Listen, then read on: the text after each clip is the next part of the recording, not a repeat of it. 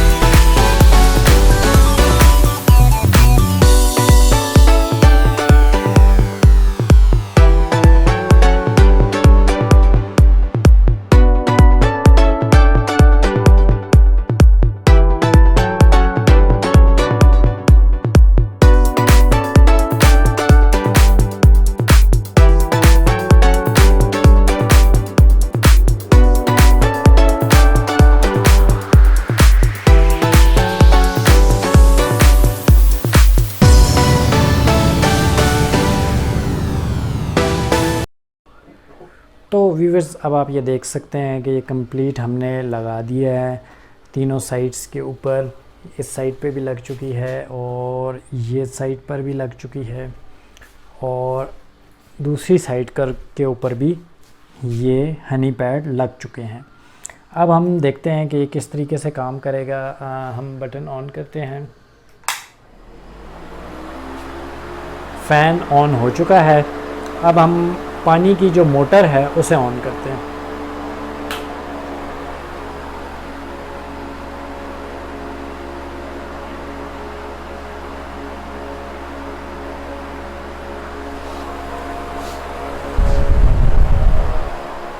یہ آپ دیکھ سکتے ہیں کہ یہاں سے یہ گیلا ہونا شروع ہو گیا. دیکھیں پوری لائن ایک ہی رو میں جو ہے یہ پورا نیچے تک جو ہے وہ اس کو گیلا کر رہا ہے اور آہستہ آہستہ یہ سارے گیلے ہو جائیں گے. اسی طرح بیک سائڈ سے بھی. اور کوئی بھی کسی قسم کا بھی جو پانی ہے وہ کولر سے باہر یا نیچے نہیں ٹپک رہا. جو نارملی آپ کے جو خش ہوتی ہے اس میں نیچے سارا پانی ٹپک رہا ہوتا ہے. تو ویورز آج کی یہ ویڈیو ہماری یہیں تک تھی اور ہم آپ کو یہی ریکمینڈ کریں گے کہ آپ اپنے کولر میں ہنی پیڈ کا استعمال کریں. تو ویورز آج کی ویڈیو آپ کو ہماری کیسی لگی کمنٹ کرنا مت بھولیے گا اور ہمارے channel IT mania for IT کو سبسکرائب اور ساتھ میں لگے بیل آئیکن کو بھی پریس کر دیجیے گا. Thank you for watching. اللہ حافظ.